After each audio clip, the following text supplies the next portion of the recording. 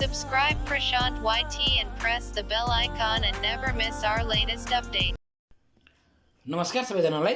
आज हामी diploma in civil engineering को सेकेन्ड सेमको इन्जिनियरिङ मटेरियलको हामी टिम्बरबाट हामी कन्टिन्यू आजको हाम्रो लेक्चर भनेको लेक्चर 3 हुनेछ। यो लेक्चर त मैले आफू ब्याचलर इन सिभिल इन्जिनियरिङ पढ्दाखेरि बनाएको नोट हो। ब्याचलरको र डिप्लोमाको इन्जिनियरिङ मटेरियल यता हाम्रो इन्जिनियरिङ मटेरियल सेमै हुन्छ। कोर्स पनि लगभग सेमै हो। कुनै कुनै टपिक एक्स्ट्रा मात्रै हुन्छ हाम्रोमा। त्यो एक्स्ट्रा टपिक चाहिँ म डिस्कस गर्दिनँ हजुरलाई। सामान्य म डिप्लोमाको कोर्समा भएको कन्टेन्टहरु मात्रै म डिस्कस गर्छु। सुरुमा इन्ट्रोडक्सन। वुड भनेको के हो? The wood use for building or engineering purpose is called timber. भनेको इन्जिनियरिङ पर्पजको लागि प्रयोग गरिने वुडलाई नै हामीले के भन्छौँ भने टिम्बर भन्ने गर्छौँ। Timber is generally obtained from the trunk of the tree. भनेको ट्रीको ट्रङ्कबाट हामीले जेनरली टिम्बरलाई पाउँछौँ, अप्टेन गर्छौँ। Timber has been used in a variety of way in building construction, bridge construction and in tunnels and many other engineering activities भनेको छ। According to various stage at which timber is found. अब timber कुन कुन स्टेजमा पाइन्छ भन्दाखेरि एउटा standing timber भनेको लिभिङ टिम्बर, जुन चाहिँ हाम्रो नकाट्दैको टिम्बर भनेको हाम्रो स्ट्यान्डिङ टिम्बर। अब ग्रिन टिम्बर भनेको चाहिँ फ्रेसली फेल्ड ट्री भनेको जुन हाम्रो भर्खरै ढलाएको ट्री हुन्छ नि, फ्रेसली फेल्ड ट्री, त्यो चाहिँ हाम्रो के भन्दाखेरि ग्रिन टिम्बर। रफ टिम्बर भनेको चाहिँ the timber in the form of felled ट्रीको फर्ममा भएको टिम्बरलाई हामीले के भन्छौँ भन्दाखेरि चाहिँ रफ ट्री टिम्बर। यो त खासै इम्पोर्टेन्ट छैन। त्यही भने कन्भर्टेड टिम्बर भनेको भन्दाखेरि जुन टिम्बरलाई हामीले साइजमा हामीले कन्भर्ट गर्छौँ, हो कि नै, त्यसलाई हामीले भन्छौँ कन्भर्टेड टिम्बर। ड्रेस टिम्बर भनेको चाहिँ मोइस्चरहरू हटाइयो भने, राम्रोसँग वर्केबल बनाइयो भने टिम्बरलाई, त्यो टिम्बरलाई हामीले ड्रेस टिम्बर भन्ने गर्छौँ। र स्ट्रक्चरल टिम्बर भनेको चाहिँ the timber use in framing and load bearing structural timber. Clear timber भनेको चाहिँ the timber free, F R E free हो, एफआरई भएर यो फ्री फ्रम द टिम्बर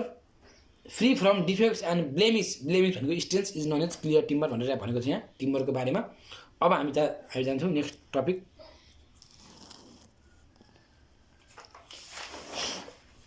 अब टाइप्स अफ वुडको टाइप्सहरू के छन् त? के टाइप्सको वुड पाइन्छ भन्दा according to the manner of growth भनेको ग्रोथको आधारमा they are divided into two parts भनेको एक्सोजिनियस ट्री र इन्डोजिनियस ट्री। अब एक्सोजिनियस ट्री भनेको कस्तो भन्दाखेरि the tree which grow outward भनेको चाहिँ डायमिटर बढ्न पऱ्यो कि, हो कि नै, and increase in bulk by the formation of successive annual ring are known as exogenous tree. जुन हाम्रो डायमिटर बढ्छ भनेको पातलो थियो भने यत्रो थियो भने बढी यत्रो हुनु पऱ्यो कि ठुलो, त्यसलाई हामी के भन्छौँ एक्सोजिनियस ट्री भन्छौँ। In this tree each annual ring represent a layer of would deposited every year in timber which is used for all buildings and engineering works is obtained mostly from the exogenous tree। भनेको जुन हामीले engineering पर्पजको लागि प्रयोग गरिने वुडहरू चाहिँ हाम्रो एक्सोजिनियस ट्रीबाट चाहिँ हामीले पाउने गर्छौँ। इक्जाम्पल कैल, डिओडार, साल, टिक, सिसम, चिर इटिसी। अब एक्सोजिनियस ट्री पनि अझै हाम्रो दुई क्याटेगोरीमा डिभाइड गरेको हुन्छ। Exogenous tree are further divided into two parts भनेको कनिफरस अर एभरग्रिन ट्री र deciduous or broad leaf tree. अब कनिफरस ट्री भनेको कस्तो ट्री भन्दाखेरि the tree which remains evergreen and bear fruit, जुन चाहिँ हाम्रो चाहिँ सधैँभरि हरियै हुने ट्रीलाई हामीले के भन्छ भन्दा एभरग्रिन ट्री भन्ने गर्छौँ हामीले जेनरली। कनिफरस ट्री जुनले हामीले कोन बेयर गर्छ। This tree usually yield soft wood भनेको यो ट्रीबाट हामीले जेनरली सफ्ट वुडहरू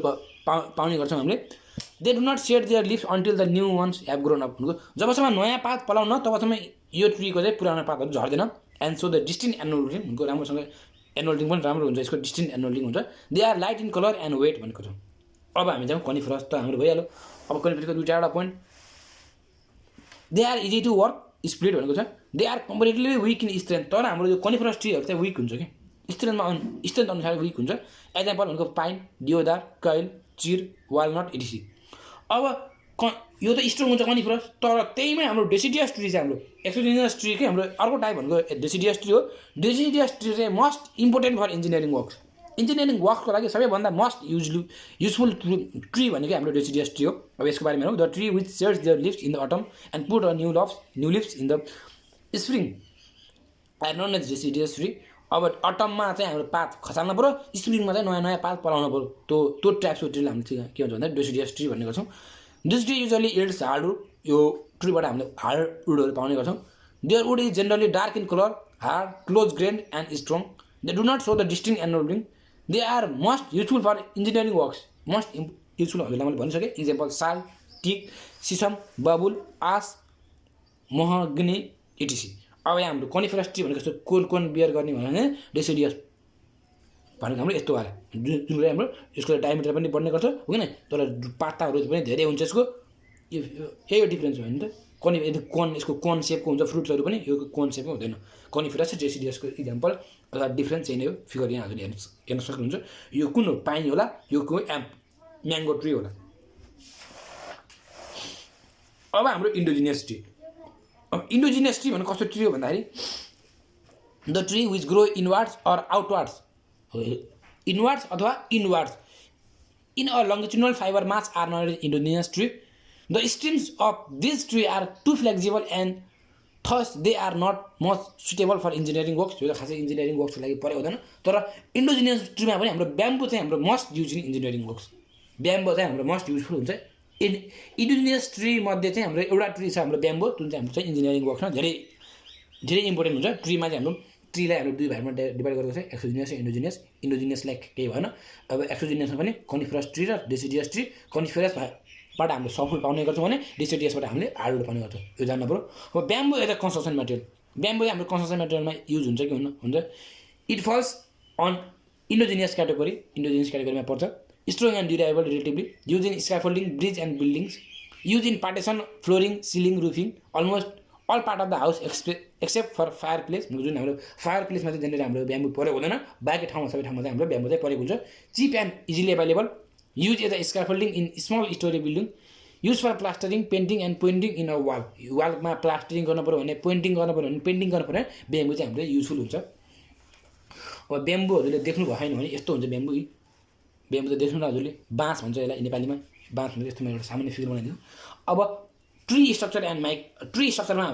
अब हामीले डिप्लोमामा पढ्न पर्ने भनेको म्याक्रो स्ट्रक्चर हो हामीले ब्याचलरमा माइक्रो पनि पढ्नु पर्थ्यो तर हजुरले म्याक्रो मात्रै पढ्नु पर्थ्यो मैले म्याक्रोको यहाँ देखाउँछु अब म्याक्रोमा हेर्नु यहाँ यसको यहाँ सामान्य फिगर एनुअल रिङहरू छ क्याम्बियम लेयर पिट मेडुलर रे स्यापुड एनुअल रे बार्कहरूको बाहिरको पार्टलाई हामीले बार्क भन्ने गर्छौँ बाहिरको भन्दा यति भित्रको पार्टलाई बास्ट हार्डवुड भनेको यसलाई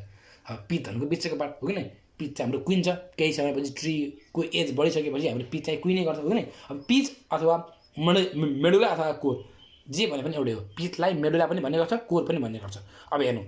यो चाहिँ हाम्रो first firm portion of the tree मैले पहिलो भन्छ consist entirely cellular tissue and nourish the plant in young age it is found as dead part of the tree in case of the mature tree and decayed अब जब tree हाम्रो mature हुन्छ tree mature भएपछि हाम्रो pitch चाहिँ हाम्रो मरिसकेको हुन्छ अथवा कुहिसकेको हुन्छ अब हाम्रो छ अर्को छ हाम्रो एनुअल रे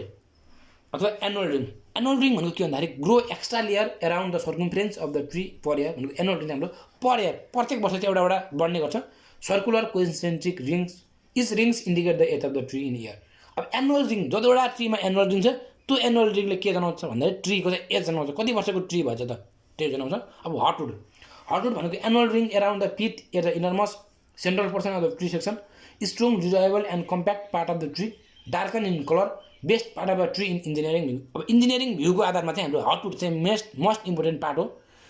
impact rigidity of the trees does not take active part in the growth of the tree भनेको यो पार्टलाई चाहिँ ट्रीको बढाइमा हो कि ट्री बढ्नुमा अथवा ट्री ग्रोमा हुनुमा केही पनि यसले चाहिँ भूमिका खेलेको हुँदैन हार्डवुडले चाहिँ तर हाम्रो स्यापवुडले चाहिँ के हुन्छ भन्दाखेरि चाहिँ takes active part in the growth of tree भनेको हार्डवुड चाहिँ हाम्रो एक्टिभ पार्ट अफ द ट्रीको ग्रोथमा यसले भाग लिँदैन भने यसले चाहिँ ट्रीको ग्रोथमा भाग लिन्छ अब outer annual ring between hardwood and cambium layer भनेको चाहिँ स्यापवुड चाहिँ हाम्रो कहाँ हुन्छ भन्दाखेरि हार्डवुड र क्याम्बियम लेयरको बिचमा light in colour and weight as well as indicate recent growth and sap content भनेको यसले स्याप पनि कन्टेन्ट स्यापवुड भने त्यो स्याप लिनु पर्ने त जुन स्याप चाहिँ हाम्रो चाहिँ ट्रीको चाहिँ ग्रोथमा काम लाग्छ कि लाग्दैन मिनरल्सहरू पुऱ्याउनको लागि लिफ्समा ब्रान्चेसमा annual ring of sap are less sharply define in comparison to hardwood हो यो हिट भन्छ HEART हो यो हल्का म सजाइदिन्छु यो हार्डवुडमा हिटवुड भन्छ HEART hardwood take active part in the growth of the tree sap woods in upward direction throughout it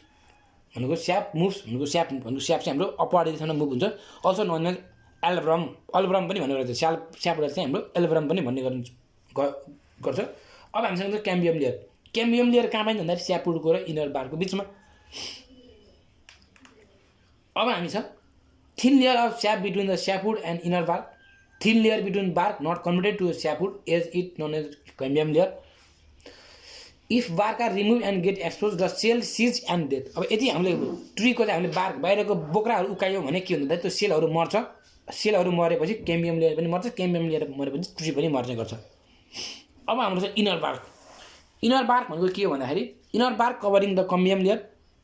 protect cambium layer from the any injuries. Outer bark भनेको चाहिँ a protective layer outer the skin covering the tree content cracks. अब medullar area भनेको भन्दाखेरि as the tree grow up this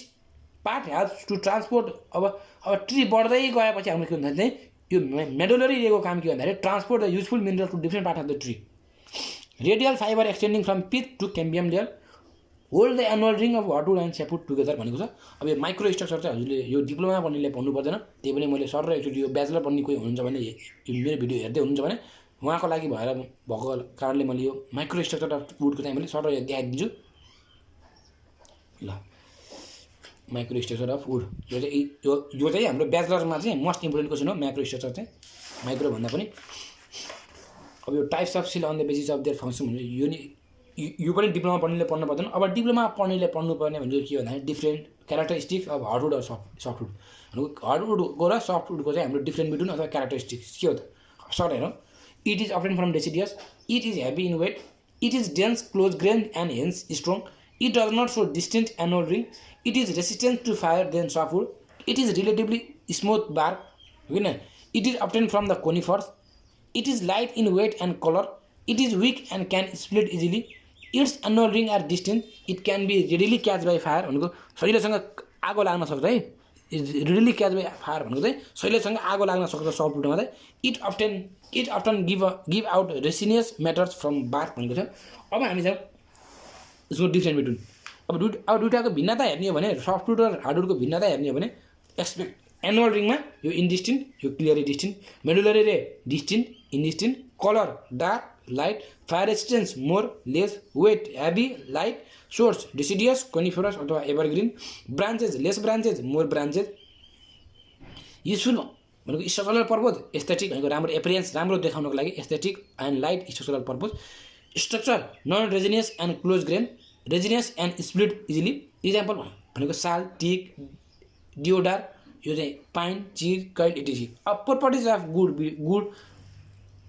qualities of would भनेको एउटा रुखमा हुनुपर्ने क्वालिटिजहरू के हो भन्दाखेरि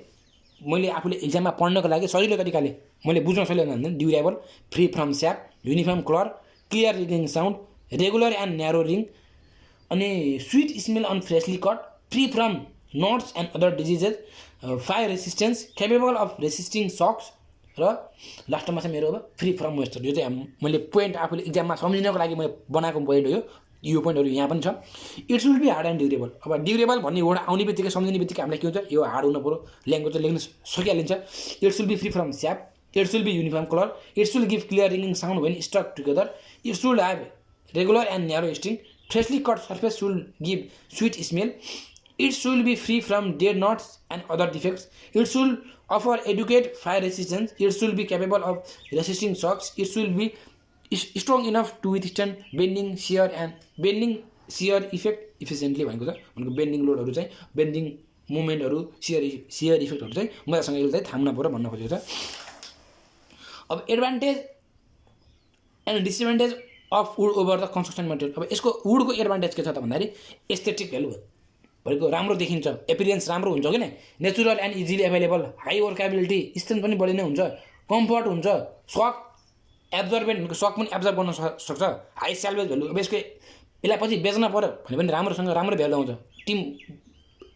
के अरे वुड के अरे ब्याम्बोहरूलाई ल्यायो, ब्याम्बो वुड त्यही भनौँ ब्याम्बोहरू ल्यायो हो कि नै स्क्याफोल्डिङमा युज गर्यो, केही समयपछि त्यसलाई बेच्न पऱ्यो भने राम्रो भ्यालु आउँछ। अथवा हामीले घरमा बनाउने हामीले झ्याल ढोकाहरू राम्रो स्याल्भेज भ्यालु भनेको सुरुमा बनाऊ त्यसलाई पछि बेच्दा पनि राम्रो भ्यालु आउँछ। Easy transportation. अब यसको डिसएडभान्टेज के हो, इजी क्याच बाई फायर भनेको फायर भनेको आगो सजिलैसँग लाग्न सक्छ। Timber can be destroy by fungal and insect भनेको इन्सेक्टले र फङ्गसले यसलाई डिस्ट्रोय पनि गर्न सक्छ। Cracking due to high presence of moisture धेरै भएको कारणले क्र्याक पनि आउन सक्छ। Swells and undergo shrinkage with changing atmospheric humidity भनेको छ। अब कमर्सियल फर्म अफ वुड। अब कमर्सियल फर्म अफ वुड भनेको वुडलाई हामीले जुन हामीले युज गर्छौँ त्यो कस्तो फर्ममा युज गर्न सक्छौँ भन्दाखेरि भिनर्सको टाइपमा युज गर्न सक्छौँ। Veneers are thin sheet or slice of wood superior quality having thickness varying from 0.4 to 6 mm obtained by rotating a log of wood against the rotatory cutter भनेको अब यो वुड छ भने वुडको लेन्थ वाइजलाई मजाले घुमाएर कटरमा चाहिँ मजासँग जुन हामीले अब उडको जसरी यो पेन्सिल छ यसलाई तिहार्दाखेरि यस्तो पाता आउँछ नि हेर्दै यो पाता आयो नि यो तिहार्दाखेरि हो यस्तै पाता आउँछ अनि यस्तै पातालाई जोडेर हामीले के गर्ने भिनर्सहरू बनाउने हो veneers will be dried carefully in clean after producing अथवा slicing used for decorative purpose suitable wood for veneers भनेको टिक सिसौ veneers are use to prepare the plywood veneers are glued with suitable adhesive on the surface of interior wood भनेको छ अब plywood अब भिनर्सहरू प्लाइवुडमा खासै फरक छैन प्लाई भनेको थिन लेयर प्लाई भन्ने बित्तिकै थिन लेयर हुन्छ form by thin layer of wood or veneers the plywood is generally manufactured in 3 ply 5 ply 7 ply and so on 3 or more veneers in odd number are placed one above the other with the direction of grain and successive layer at the right angles to each other भनेको right एङ्गलमा राख्नु पर्यो such orientation by placing a fener normal to the each other increase the longitudinal and transverse strength of the plywood भनेको त्यो right एङ्गलमा राख्यो भने चाहिँ longitudinal strength पनि दिने भयो र ट्रान्सभर्स स्ट्रेन्थ पनि दिने भयो प्लाइवुडले चाहिँ अब for placing is veneers they are glued by the applying pressure on veneers भनेको प्रेसर पनि दिन पऱ्यो भनेको होइन ग्लु गर्दाखेरि प्रेसर दिएर ग्लु गर्नु पऱ्यो pressure may be in the form of hot or cold pressure hot pressure भनेको hydraulic pressure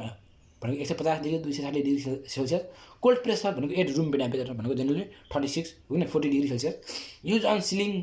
door furniture partition packing case formwork for concrete not suitable for impact or shock भनेको धेरै सक जहाँ हाम्रो धेरै सक आउँछ इम्प्याक्ट लोड आउँछ त्यहाँ चाहिँ हाम्रो प्लाइवुड प्रयोग हुँदैन जो एस्थेटिक पर्पजको जो राम्रो देखिनको लागि चाहिँ हामीले यो प्लाइवुड चाहिँ हामीले प्रयोग गर्छौँ